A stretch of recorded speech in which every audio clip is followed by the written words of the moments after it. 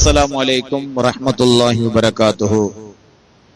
الحمد لله رب العالمين والصلاة والسلام على سيدنا محمد وعلى آله وصحبه أجمعين. أما بعد. கண்ணியத்துக்குரிய உலமாக்களே மற்றும் பெரியவர்களே, தாய்மார்களே, சகோதர சகோதரிகளே, நேரலையில் கேட்டுக்கொண்டிருக்கின்ற நண்பர்களே, அல்லாஹ் சுப்ஹானஹு வ தஆலா அல் குர்ஆனில் ஒரு அழகிய முன்மாதிரியை எங்களுக்கு தந்திருக்கிறான். சில விடயங்களை அல்லாஹ் விளங்கப்படுத்துகிற பொழுது இதற்கு முன்னர் நடந்த சில சம்பவங்களை எங்களுக்கு சொல்லி காட்டுவார். குர்ஆன் ஹதீஸ் என்று அல்லாஹ்வுடைய கட்டளை என்று மட்டும் இல்லாமல் அல்லாஹ் தஆலா விரும்பினால் நீங்கள் பொறாமைப்படாதீர்கள் என்று மட்டும் சொல்லலாம், மது அருந்தாதீர்கள் என்று மட்டும் சொல்லலாம், தொழுங்கள் என்று மட்டும் சொல்லலாம், ஜகாத் கொடுங்கள் என்று மட்டும் சொல்லலாம். அந்த ஏவல் விலக்கல் செய்யாதே என்கிற வார்த்தையை நேரடியாக சொல்லுவது ஒரு புறம் இருக்க, இன்னொரு விதத்தை அல்லாஹு தஆலா எங்களுக்கு குர்ஆனிலே காட்டுகிறான். அது ஸல்லல்லாஹு அலைஹி வஸல்லம் அவர்களும் எங்களுக்கு காட்டியிருக்கிறார்கள். என்னவென்றால், முன் இருந்த வரலாறுகளை எங்களுக்கு சொல்லி காட்டுவது. இப்ராஹிம் அலைஹிஸ்ஸலாத்துடைய வரலாறை சொல்லி காட்டி ஒரு விஷயத்தை வழங்கப்படுத்துறது, ஆதம் அலைஹிஸ்ஸலாத்துடைய வரலாற்றை சொல்லி காட்டி ஒரு விஷயத்தை வழங்கப்படுத்துறது, மரியம் அலைஹிஸ்ஸலாம் அவங்களுடைய வரலாற்றை சொல்லி ஒரு செய்தியை விளங்கப்படுத்துறது, அதே போல ஆசியா அலைஹிஸ்ஸலாம் அவர்களுடைய வரலாறுகளை சொல்லி ஒரு விஷயத்தை விளங்கப்படுத்துவது. வரலாறுகளை சொல்லி ஒரு செய்தியை விளங்கப்படுத்துவது என்பது அல்லாஹு தஆலாவுடைய ஒரு சுன்னத் நடைமுறை. அதனாலதான் இந்த பேச்சாளர்களாகிய உலமாக்கள் சொல்லுவார்கள், ஒரு அறிஞர் பேசுவதாக இருந்தால் முதலில் அல்லாஹ்வுடைய ஒரு வார்த்தையை அவர் பேச வேண்டும். அது பரக்கத். அல்லாஹ்வுடைய வார்த்தையை கொண்டு ஒரு பேச்சு ஆரம்பிக்கிறது ஒரு சிறப்பு, ஒரு அருள். இரண்டாவதாக ஸல்லல்லாஹு அலைஹி வஸல்லம் உடைய ஒரு நபி மொழியை அந்த பேச்சிலே உள்வாங்குவதும் ஒரு பரக்கத். அடுத்ததாக ஒரு வரலாற்று நிகழ்வை அங்கே சுட்டி காட்டுவது ஒரு பரக்கத். இந்த மூன்று விஷயம் ஒரு பேச்சாளருக்கு இருக்க வேணும். இது உலமாக்களுக்கு மிக முக்கியமான விஷயம். அல்லாஹ்வுடைய திருக்கலாம் குர்ஆன்ல இருந்து ஒரு வசனத்தை எடுத்து பேசணும், ஹதீஸில் இருந்து ஏதாவது ஒன்று எடுத்து பேசணும், ஒரு வரலாற்று சம்பவத்தை எடுத்து பேசணும். அதுல பரக்கத் இருக்குது, மக்களுக்கு இலகுவாக அந்த விஷயத்தை விளங்கப்படுத்த முடியும். மேலதிகமாக நடப்பு விவகாரங்களை எடுத்து சொல்லலாம்.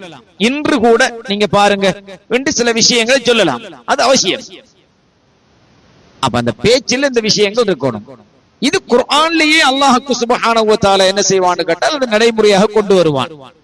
கிட்டத்தட்ட நபிமார்கள் விஷயத்தில் மட்டும் 25 நபிமார்களை பற்றி குர்ஆனில் வரலாறுகள் சொல்லப்படும். அது அல்லாமல் இறைநேசர்களை பற்றி, குகைவாசிகளை பற்றி பேசப்படும். மரியம் அலைஹிஸ்ஸலாம் அவருடைய குடும்பம், இம்ரான் அலைஹிஸ்ஸலாமுடைய குடும்பத்தை பற்றி பேசப்படும். மூசா நபியுடைய தாயாரை பற்றி பேசப்படும். இப்படி நிறைய விஷயங்கள் குர்ஆன்ல பேசப்படும். நல்லவர்களை பற்றியும் பேசப்படும், கெட்டவர்களுடைய வரலாறுகளையும் பேசப்படும். நல்லதுக்கு நல்லது, கெட்டது கெட்டது. அப்படியும் குர்ஆன்ல அபூஜஹல் பேர் குர்ஆன்ல வரலையா, ஃபிரௌன் பேர் குர்ஆன்ல வரலையா, நம்ரூதுடைய வரலாறு குர்ஆன்ல வரலையா? எல்லாம் வருது. கெட்டவர்கள், நல்லவர்கள் எப்படி இருக்குதோ கெட்டவர்கள் அப்படி. இந்த அடிப்படையில அல்லாஹ் சுப்ஹானஹு வ தஆலா பொறாமையை பற்றி குர்ஆன்ல விளங்கப்படுத்துகிற பொழுது நபி யூசுப் அலைஹிஸ்ஸலாத்து வஸ்ஸலாம் அவருடைய சகோதரர்களை குர்ஆனில் அல்லாஹ் தஆலா சூரத்து யூசுப் என்ற ஒரு அத்தியாயத்தை அல்லாஹ் சொல்லி இருப்பார். இந்த யூசுப் நபி அலைஹிஸ்ஸலாத்து வஸ்ஸலாம் உடைய வரலாற்றுல சகோதரர்களுடைய பொறாமை என்பது ஒரு தனியான அத்தியாயம். அசீஸ் ராஜாவுடைய குடும்பத்தில் ஏற்பட்ட விவகாரங்கள் ஒரு தனியான அத்தியாயம். யூசுப் அலைஹிஸ்ஸலாத்துடைய குடும்பம் யூசுப் அலைஹிஸ்ஸலாத்தை சந்தித்தது ஒரு தனியான அத்தியாயம். இப்படி பல பல பகுதிகளாக அந்த பகுதி இருக்கு. அதுல இன்றைக்கு நான் உங்களுக்கு சொல்ற விஷயம், நபி யூசுப் அலைஹிஸ்ஸலாத்தின் மீது அவர்களுடைய குடும்ப சகோதரர்கள் எவ்வாறு பொறாமைப்பட்டார்கள் என்கிற விஷயம். இதை குர்ஆன் அல்லாஹ் தஆலா எங்களுக்கு சொல்லி காட்டுகிறான். நபி யாக்கூப் அலைஹிஸ்ஸலாம், யாக்கூப் அலைஹிஸ்ஸலாம் அவர்களுக்கு 12 பிள்ளைகள். மொத்தம் எத்தனை பிள்ளைகள்? 12. இந்த 12 பிள்ளைகள்ல நபி யாக்கூப் அலைஹிஸ்ஸலாத்து வஸ்ஸலாம் அவர்கள் 2 பிள்ளைகளோடு கடும் இரக்கமாக இருந்தார்கள். அதில் ஒன்று யூசுப் அலைஹிஸ்ஸலாம், அடுத்தது அவர்களுடைய சகோதரர் புன்யாமீன். என்ன பேரு? புன்யாமீன் என்ற சகோதரர். இந்த 2 சகோதரர்களோடும் கடுமையான இரக்கத்தில் தகப்பன் இருக்கிறார் என்பதை மற்ற 10 சகோதரர்கள் அவங்க மூத்தாக்கள் அவதானிக்கிறாங்க. அவதானிச்சிட்டு அது அவர்களுக்கு மனதில் ஒரு பொறாமைத்தனத்தை ஏற்படுத்துகிறது. சரி, இது என்ன விளங்குது உங்களுக்கு? இல்ல, அல்லாஹ் தஆலா இந்த வரலாற்றை குர்ஆன் சூரத் யூசுப்ல எங்களுக்கு சொல்லி காட்டுறான். இதுல உங்களுக்கு என்ன விளங்குது? பிள்ளை வளர்க்குகிற பொழுதோ தாயும் தகப்பனும் கட்டாயம் கவனிக்க வேண்டிய விஷயம், ஒரு பிள்ளை கிடைத்து விட்டது என்றால் தலைப்பிள்ளை என்று சந்தோஷமா வச்சிருப்போம்.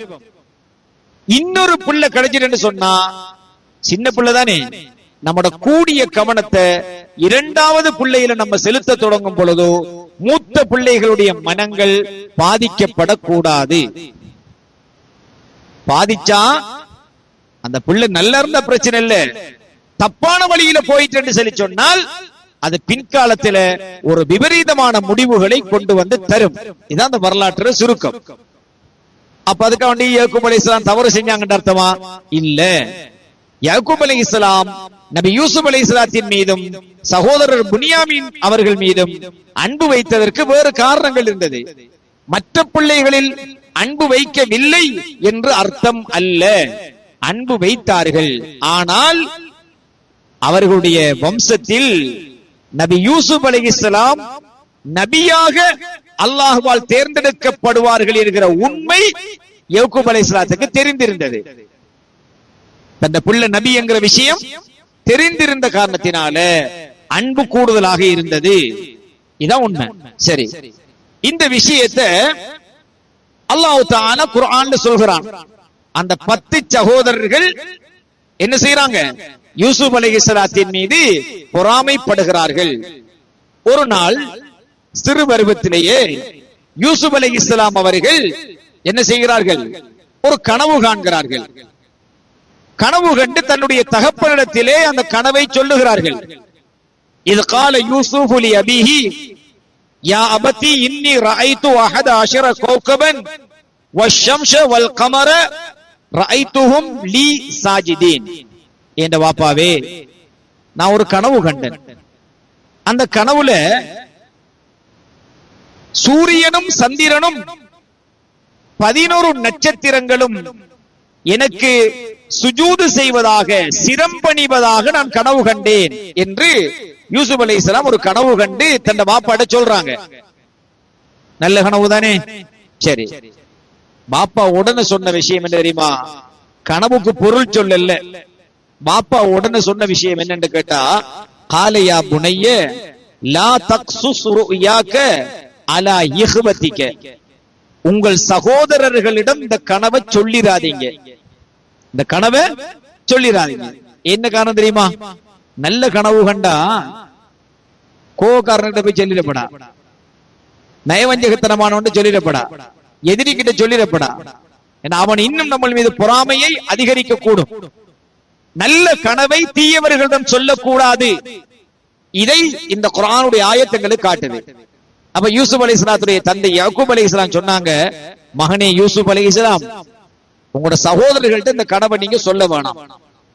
இன்ன ஷைத்தான லில் இன்சானி அதுவும் முபீன், ஷைத்தான் பொல்லாத எதிரி, ஆக்களுக்கு எடுத்துட்டுவான். இந்த கனவை நீங்க சொன்னா அவங்கள வேற மாதிரி ஷைத்தான் தூண்டி விடுவான், தப்பா சிந்திக்க வைப்பான். அப்ப நல்ல கனவுகளை கெட்டவங்கிட்ட சொல்லக்கூடாது, கெட்ட எண்ணங்கள் உள்ளவங்கள்ட்ட நல்ல இலக்குகளையும் சொல்லக்கூடாது. கனவு மட்டுமில்ல, நம்ம ஒரு கம்பெனியை துறக்கறிக்கும், கெட்டவன்கிட்ட போய் சொல்லிடப்படா. அதை எப்படி கெடுக்கிறங்கிற விஷயத்த நம்ம கம்பெனி துறக்கிறதுக்கு இடையிலே அவன் பிளான் பண்ணி முடிச்சிருவான். நல்ல காரியங்கள், அல்லாஹ்வுடைய அருட்கொடையான விஷயங்களை மனம் சரியில்லாதவன்கிட்ட என்ன செய்யக்கூடாது, சொல்லக்கூடாது. சரி, அதே போல அந்த மகனும் சொல்லல. இவங்க அவதானிச்சு வாராங்க. இந்த 10 பிள்ளைகள் சகோதரர்கள். பாப்பா யூசுப் அலைஹிஸ்ஸலாத்துல கடும் இரக்கமா இருக்கிறார், சகோதரர் புனியாமீன் அவர்களுடைய கடும் இரக்கமா இருக்கிறாரு, நம்மளுடைய இரக்கம் காணாம இருக்குதே என்று அவர்களுக்கு ஒரு பொறாமை ஏற்படுகிறது. பொறாமை ஏற்பட்ட உடனே இவங்க ஒரு பிளான் போடுறாங்க. இவங்க என்ன செய்யறாங்க, 10 பேரும் ஒரு ஐடியா போடுறாங்க. என்ன செய்யலாம்? ஒரு ஆள் ஐடியா சொன்னாரு, நம்ம யூசுப் நபி அலைஹிஸ்ஸலாத்த சகோதரர் நபி என்ன பிரகடனம் செய்யப்படல, அவர் நம்ம கொண்டுடுவோம், கொலை செய்வோம். பாத்தீங்களா, கூட பிறந்த சகோதரன் என்ன முடிவு வருதுன்னு கொலை செய்வோம். இது ஆதம் அலைஹிஸ்ஸலாத்துடைய பிள்ளைகளே ஆரம்பிச்சிட்டு, ஏற்கனவே உங்களுக்கு அந்த வரலாறு சொல்லியிருப்பேன். ஆதம் அலைஹிஸ்ஸலாத்துடைய ஒரு மகன் இன்னொரு மகனை கொலை செய்தார். அப்ப யூசுப் அலைஹிஸ்ஸலாத்தை கொல்லுவோம் என்கிற முடிவுக்கு வருகிறார்கள். இரண்டாவது ஒரு முடிவுக்கு வருகிறார்கள். அப்படி இல்லைன்னு சொல்லி சொன்னா நாம என்ன செய்வோம், அவங்களை கொண்டு போய் எங்கனாலும் தூரத்துல ஒரு இடத்துல போட்டுருவோம். தூரத்துல அவரை கொண்டு மறைச்சுட்டுருவோம். பாப்பா கிட்ட அவர் வராம, பாப்பாட்ட அவர் இருந்தா தானே பிரச்சனை, இல்லாம ஆக்கிட்டுருவோம். பாப்பா கிட்ட வராம அவர் நம்ம ஆக்கிட்டுருவோம் சொல்லி ஒரு முடிவெடுத்தாங்க. இந்த 2 முடிவுல உண்ட நாம செய்வோம் என்று சொல்லி அவங்க முடிவெடுத்திருக்க கிட்ட அங்கிருந்த ஒருவர், அவங்கள ஒருவர் சொன்னார், ஒரு பழைய கிணற்றில் அவரை கொண்டு நம்ம போடுவோம். பழைய கிணற்றுல நம்ம அவரை கொண்டு போடுவோம். யாராவது அவரை கண்டு எடுத்துக்கிட்டு போய் வளர்த்தாங்கண்டா வித்தாங்கண்டா என்னமா செஞ்சுக்கட்டும் என்று ஒரு முடிவை சொன்னார்கள். அப்ப இவங்க என்ன செய்யறாங்க, பாப்பாட்ட போயிட்டு சொல்றாங்க, பாப்பா நாங்க இப்படி காட்டுக்கு போறோம், காட்டுக்கு போய் சில கனி வர்க்கங்களை நாங்க பிச்சு சாப்பிட்டு காட்டுக்குள்ள கொஞ்சம் ஜொலி பண்ணிட்டு வர போறோம், நீங்க சகோதரர் யூசுப் அவர்களையும் அலைஹிஸ்ஸலாம் அவங்களையும் எங்களுக்கு தாங்க கூட்டு போறோம் சொல்லி சொல்ல, பாப்பா தெளிவா சொன்னார், இல்ல நீங்க அவரை கூட்டு போக வேணாம். ஏன், எங்களை நம்பிக்கை இல்லையா? இல்ல ஒருவேளை நீங்க கூட்டிட்டு போனா ஓனாய் ஒருவேளை மகன் யூசுஃப கடிச்சிட்டா எப்படி? இவங்க வந்து சொல்றதுக்கு முன்னாடியே யாக்கூப் அலைஹிஸ்ஸலாம் சொல்றாங்க. இவங்க என்ன பொய்ய சொல்ல போறாங்களோ அத முன்கூட்டியே யாக்கூப் அலைஹிஸ்ஸலாம் அறியறாங்க. ஒருவேளை ஓனாய் கடிச்சிட்டேன்னு சொல்லி சொன்னா நீங்க கூட்டு போகணும். அப்பதான் அவங்க சொன்னாங்க, என்ன தெரியுமா, நாங்க பொறுப்பு, நாங்க இவ்வளவு சகோதரர்கள் இருக்கும், இவ்வளவு பலத்தோடு இருக்கும், நாங்கெல்லாம் இப்படி இருக்கத்தக்க எங்கள் சகோதரனை ஓனாய் கடிக்க விடுவோமா? அப்படி விடமாட்டோம், நாங்க கொண்டு போய் கூட்டு வரோம், பத்திரமா கூட்டு வரோம் என்று இவர்கள் கூட்டிக்கு போனாங்க. கூட்டிக்கு போய் இவங்க சொன்னபடி ஒரு பாலுங்கிணற்றில் என்ன செஞ்சாங்க, யூசுப் அலைஹிஸ்ஸலாத்தை தூக்கி போட்டு விட்டார்கள். அல்லாஹ் தஆலா ஜிப்ரீல் அலைஹிஸ்ஸலாத்தை அனுப்பி யூசுப் அலைஹிஸ்ஸலாத்தை தாங்க வைத்து யூசுப் அலைஹிஸ்ஸலாத்தை காப்பாற்றினான் அந்த கிணற்றுக்குள்ள. சரி, பாப்பாட்ட வாராங்க. பாப்பாட்ட வந்து பாப்பாட்ட பெண்ணுமா சொல்லணுமே, ஒரு ஆட்டை அறுத்து அந்த ஆட்டுடைய இரத்தத்திலே நபி யூசுப் அலைஹிஸ்ஸலாத்துடைய சேட்டுடைய அந்த சேட்டுல இரத்தத்தை துவட்டி கொண்டு, பாப்பா நாங்க இவ்வளவோ இருந்தோம், நாங்க தம்பிய பொருள்கள் எங்க சாமான்களுக்கு கூட இருத்தாட்டிட்டு கொஞ்சம் முன்னுக்கு போயிட்டோம், போற நேரத்துல தம்பிய ஓனாய் கடிச்சு போட்டு வாப்பா, இன்னும் இருக்குது அவர ஷர்ட் ரத்தத்தோட என்று ஒரு ஷர்ட்டை கொண்டாந்து காட்டினாங்க. தம்பிட ஷர்ட் தான், நபி யூசுப் அலைஹிஸ்ஸலாத்துடைய ஷர்ட் தான், அது யூசுப் அலைஹிஸ்ஸலாத்துடைய ஷர்ட் தான். அந்த ஷர்ட்ல ரத்தம் பட்டிருந்துச்சு.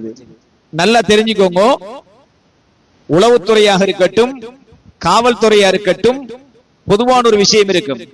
ஒரு இடத்துல ஒரு கொலை நடந்தால் அல்லது களவு நடந்தால் அந்த கொலைகாரன் அல்லது களவு செஞ்சவன் அவனை அறியாமலே ஒரு தடயத்தை வைக்காமல் போக மாட்டான். இது இயற்கை நியதி. ஒரு கொலை செஞ்சாண்டு வைங்க, ஒரு களவெடுத்தாண்டு வைங்க, அவனை அறியாமலே அவடத்துல என்ன செய்யும், ஒரு தடயம் அவன் விற்றிப்பான். அந்த தடயத்தில் இருந்துதான் விசாரணைகள் ஆரம்பிக்கப்படும். இது இயற்கை. இது நம்மளுக்கு விளங்குது, உளவுத்துறைக்கு விளங்குது, காவல்துறைக்கு விளங்குது.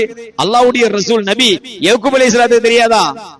யாக்கூப் அலைஹிஸ்ஸலாம் மகன் யூசுஃபுடைய சேட்டை பார்த்து விட்டு, அப்படியா உங்களோட கருத்தை நான் நம்பலன்னு சொல்லி சொன்னார். ஏன் தெரியுமா? ஓனாய் கடித்ததாக இரத்தம் தோய்ந்த ஷர்ட்டை கொண்டு வந்து கொடுக்கிறார்கள். இரத்தம் முழுமையாக தோய்ந்திருந்தது. ஆனால் எந்த இடத்திலும் அந்த ஓநாயுடைய பல்லோ நகமோ பட்ட ஒரு கீறல் கூட அந்த ஷர்ட்டில் இருக்கவில்லை. எனவே ஓநாய் கடிக்கல, நம்பல்ல. அல்லாஹ்விடத்தில் பொறுப்பு கொடுத்தார்கள்.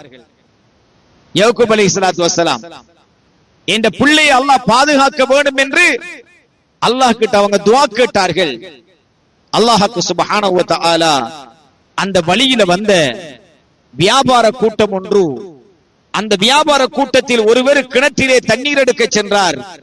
தண்ணீர் எடுக்க சென்ற பொழுது ஒரு அழகிய குழந்தை அந்த கிணற்றுக்குள்ளே இருப்பதை கண்டு அந்த வாளியை போட்டு அந்த வாளி மூலமாக அந்த குழந்தையை பிடிக்க சொல்லி மேலே தூக்கி வெளியே எடுத்தார்கள்.